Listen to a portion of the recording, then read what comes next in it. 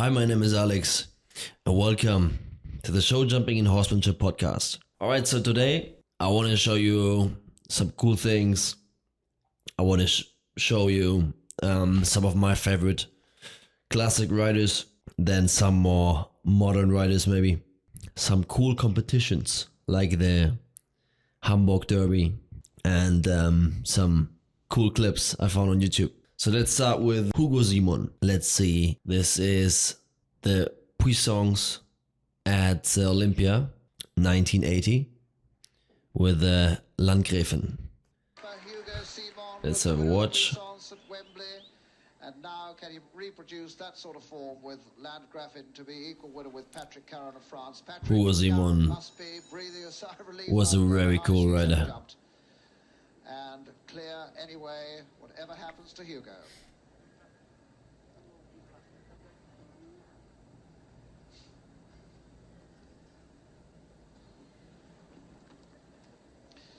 Everything is so different now. I love seeing all videos. That's more like it. Oh, Hugo. Alright, so that was already big. Now the real one. Now, Hugo, are you going to do it? Obviously. Oh shit.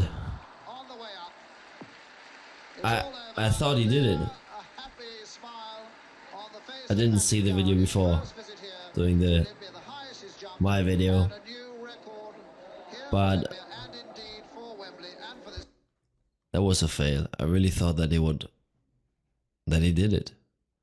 So what I actually wanted to show you was Hugo Simon jumping, but a normal course, not Puissance. So you see this 9 years ago. That's pretty cool because he was at a very old age still competing and doing it very well. All right, so let's see this. Men altså også en rytter, vi kan vente os et fejlfrit fridag. Her på den Aachen, Freak, han er selv 43 år. 1986 Ligger i øjeblikket på en 14. plads i den samlede placering. Og with the Freak. har altså med et godt rit her absolut chancen for at komme blandt de 20, der skal ride individuelt på lørdag om de 4 finalepladser på søndag. Og Hugo Simon kender vi jo så godt, og det er en af de ryttere, der er Such an extraordinary riding style. What a rider. What a horse. Når det virkelig gælder mesterskaber og World Cup, så rider han virkelig for at vinde. Der er ikke nogen, der sidder og falder i søvn eller noget som helst her. So cool.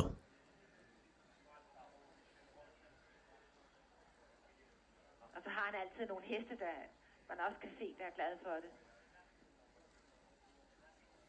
When I see these videos, I always see like the reins used to be different.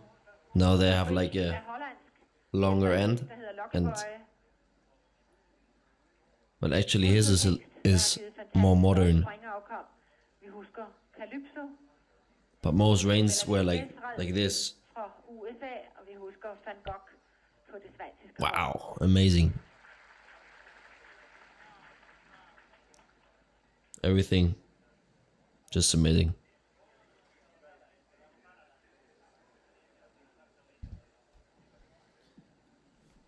So yeah, that was a rider. Now let's go to the next one. The legend himself and one of the best horses in history, Milton. 1990 World Cup. Oh, let's Maintain the pressure now. It is absolutely vital for let's leave it John this way. to jump clear again with Milton. And look at that for a jump. This is a very big course set by Olaf Peterson. 5'3", 5'4", the upright spread. What a special horse. Absolutely making nothing of that.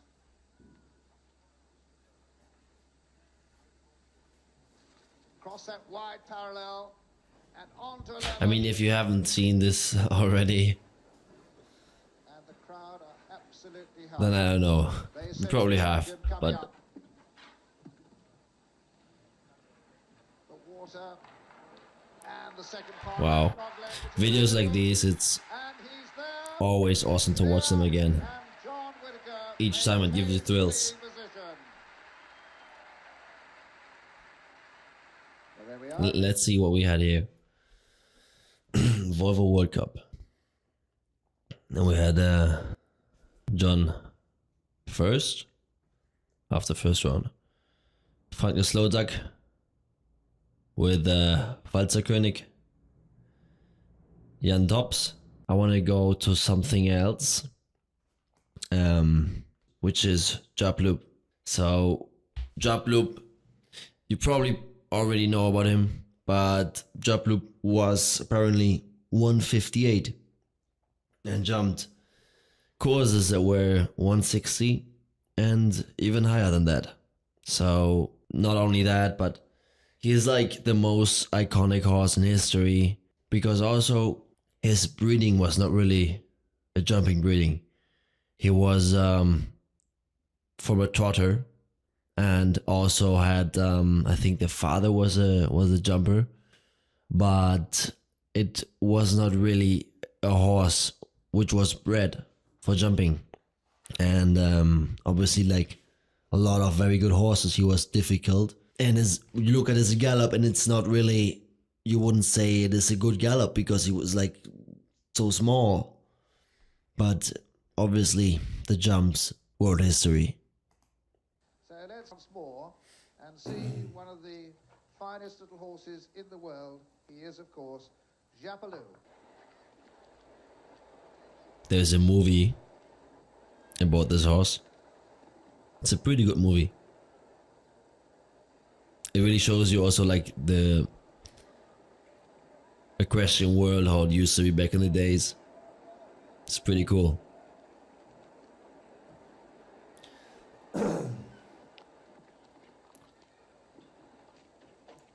Ooh la la.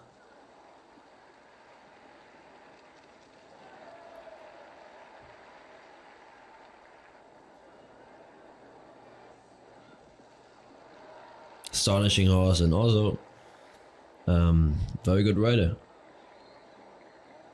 Absolutely.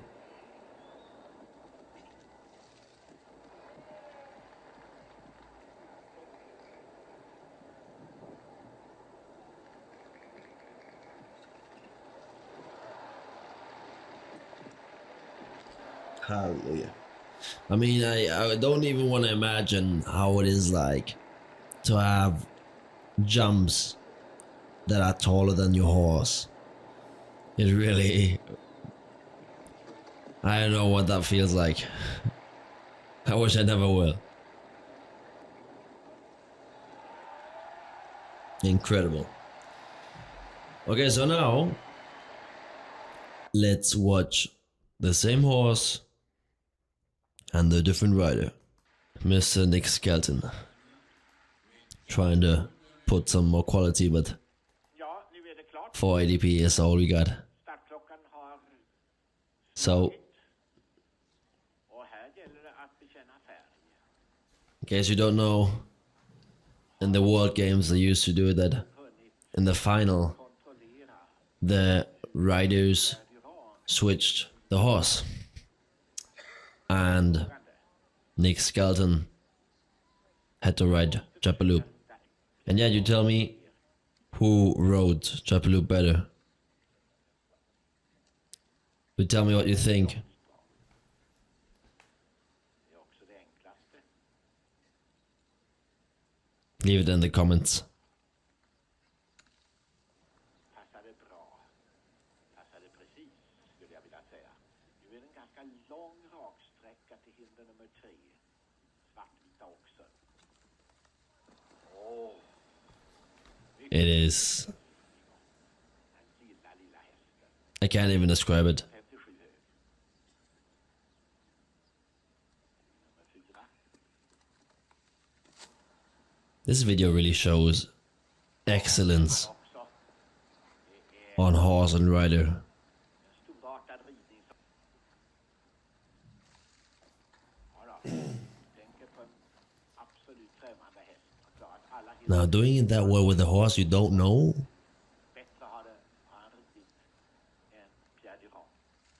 Och fick ett fint avsprång på It's truly, it's truly crazy. It's truly crazy. Now, I always had that question. And that question is, at that point, was Pierre Durand happy? Or was he angry that he didn't win? Because maybe both, right? Because his horse won. So now we're gonna go to one of the absolute masters, legends of this world, and that is Mr. Neko, Mr. Nelson Pessoa, and the horse Balube Duroe, which also is really one of the best horses ever. Absolutely amazing. The horse and the rider. What language are they speaking? Oh, must be Swedish, right? Probably. Credible Neko, credible horseman. Wow. And that horse. Unbelievable.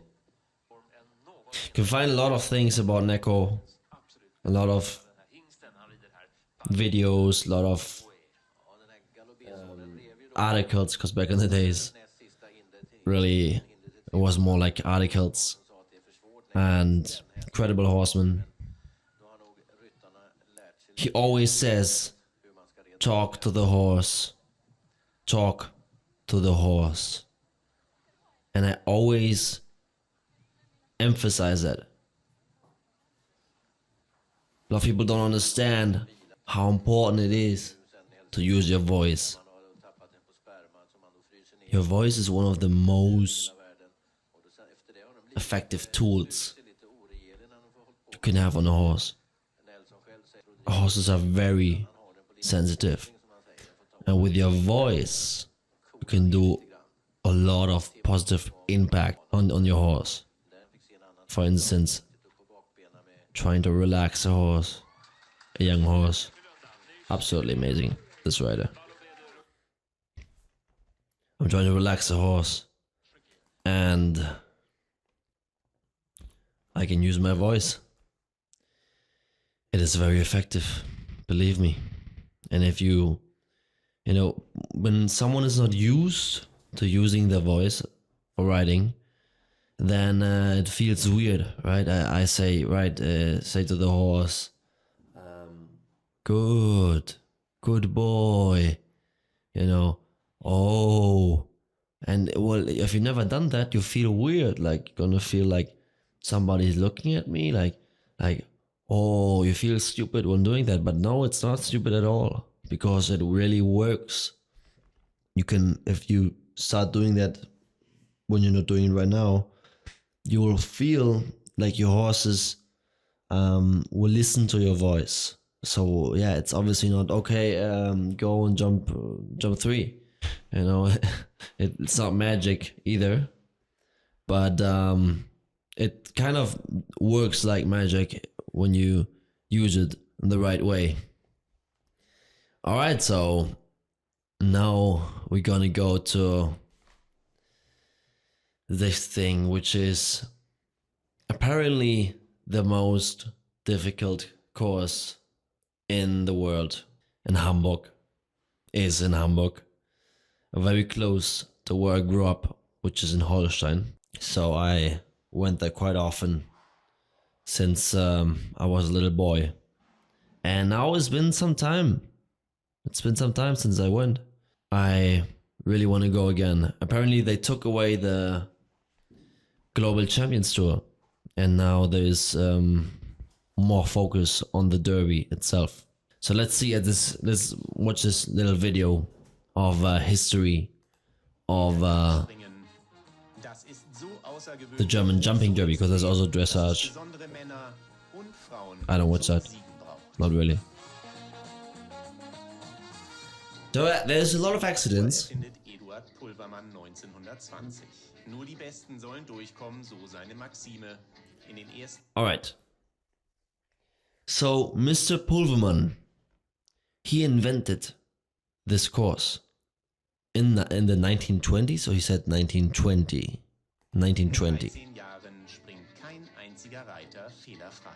In the first 10 years, there's not a single clear round.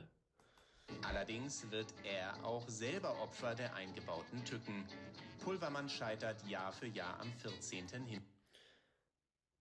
Alright, so obstacle number 14 is called the Pulvermannsgrab, which, sorry, in English, it would be called the Pulvermann Liverpool, something like that, which is like, you know, that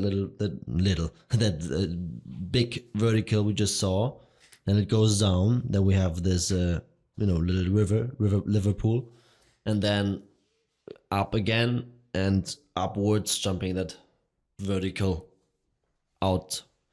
And the jump was named after him, which is Pulvermann, because his horse never wanted to jump it, so he was not able to do his own course, which he designed, which was quite funny.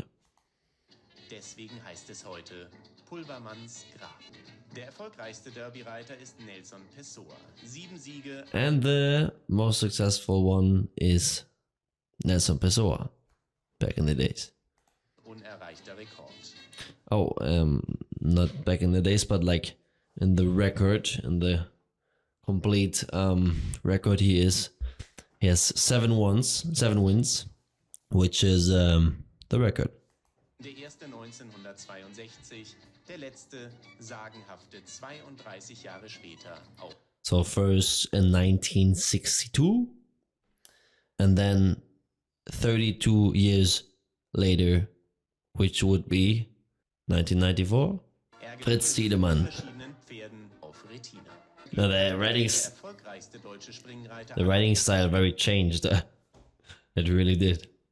Zeiten Hans-Günther Winkler. Sein erster Auftritt am Wall 1949 endet im Krankenhaus. 1955 schaffte er es dann endlich, sein erster und letzter Derby-Sieg. So yeah, he went to the hospital, all that, and then in 1955 he won the Derby, which was his first and last time. In diesem Jahr As if that was like something small. Andere Team. das erste Pferd mit 4 Derby-Erfolgen. Das hat es bisher noch nie gegeben. Oh yeah, so he did it the first time that he won the Derby 4 times with the same horse. That is an achievement. Fritz Tiedemann und Meteor. So Hans-Günther Winkler and Haller was this great horse. And I think still to this day Hans-Günther Winkler is the rider who has the most Olympic gold medals. Alright, so there is in the Olympic Games, he got a total of 1, 2, 3, 4, 5 Olympic gold medals. One of them current Republic of Germany. There is so many accidents that happened at this show. A lot of riders say typically is that they try to not watch these videos of these falls because it can really mess up your head. If you've never seen this in real life, I really recommend you to go watch this. It is really, after any jump, after any line combination, if someone just makes one jump or one line without dying or having one down, people are clapping like crazy because it is an achievement. Sein erster Auftritt am Wall 1949 endet im Krankenhaus. Das Pferd 10 Zentner Bums und ich da oben drauf. Yeah, first time Ich dachte, ich he went to the hospital, first time he rode auf Lebzeit entmannt und das Pferd this course. aber wir hatten nur alle uns sehr wenig. So it is a wall, and after that, Das war meine erste Erfahrung mit dem Derby. I think it is 10 meters or something like that. Hindernis hat seinen Schrecken nicht. Very short, there's a very tall plank. 10 1920 gestaltet den It's cool how they wrote with these hats. Derby in Kleinflottbeck. Ein Husarenoffizier bekannt durch seinen Reitstil und sein elegantes sein Markenzeichen. Der Hamburger Kaufmann will den schwersten Parcours. They said that this cylinder, the hat, that hat, was his personal brand. So what he wanted to do was to create the most difficult course in the world. And do you think that is the most difficult one? Or do you think that there is a more difficult one? Comment down below. Yeah, so he never was able to do it clear. The writing still is funny. Der Beste aber war Nelson Pessoa. 7 Siege, ein Unerreichter. Ist die erste von bisher nur 4 Siegerinnen in Kleinflottbeck 1934. Ihr folgt im ersten... Yeah, she is, they said 1934? In Kleinflottbeck 1934. 1934. She won, she was the first woman to ever win the Derby. And one of 4, it says in this video, which was created, which was uploaded 11 years ago. And I don't know how old this video is, but I definitely know that Cassandra Orschel won, it was 2022, I think. She won the Derby. Derby nach dem Krieg Käthe Schmidt-Metzger. Seitdem kein deutscher Damensieg mehr. Yeah, so there was, she says there was, the guy says that there was no more German woman who won the Derby, but Cassandra did it. Mood Cokes aus England ihren Ponyhengst Scholler über die Strecke. Die Silbermedaillengewinnerin von Mexiko war als erste gestartet. Nur 2 Here we got a pony. Amateure haben das Derby noch gewonnen. Gewann sie das deutsche Derby. Marion Cokes und Caroline Bradley 1975, die beiden. Yeah, so these women really wrote history. We got our friend Hans-Günter Winkler again. Fritz Tiedemann. Das wohl heißeste Duell in der Derby-Geschichte. Yeah, there were these rivals, Hans-Günter Winkler and Fritz Tiedemann. Uns gelebt, das heißt, der Sport hat von uns gelebt, von der Rivalität, von der sportlichen Rivalität. In Heide geboren und in Elmshorn aufgewachsen, Kleinflottbeck ist für Fritz Tiedemann ein Heimspiel. 7-jährige Stunden auf den ersten Platz. Insgesamt 5 So cool to watch these things. Der Fritz hat gewonnen und ich bin hier nur hingekommen, um zu beweisen, dass ich das auch konnte. He said everybody was saying Fritz has won, and that he wanted to go there and show that he also can do it. Legendary duel at Neko. Nelson Pessoa ist gerade mal 26 Jahre alt, als das Derby zum ersten Mal gewinnt. 26 years old 1962. when he won his first Derby. 1962. Keep in mind, back in the days, just jumping 140, if you managed to do your first 140 under the age of 25, it was considered to be incredible.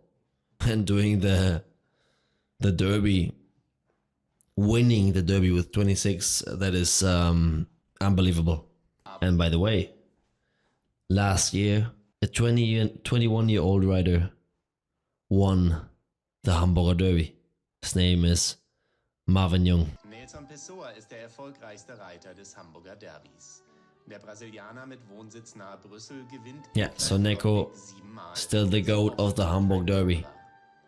Sein Sohn Rodrigo, Olympiasieger und Weltmeister, His son Rodrigo schaffte es dagegen nie. Der Vater didn't make it schreibt apparently. Geschichte. So yeah, I really recommend you to go to Hamburg and see the Hamburg Derby. It is an experience. It really is. It was, each time I went there was packed, really packed. And yeah, that was it for this episode. I hope you enjoyed it. And if you enjoyed it, give me a thumbs up. And if you're hearing the podcast version of this on Spotify or Apple Podcasts, then give me code review, please. All right. So see you on the next one.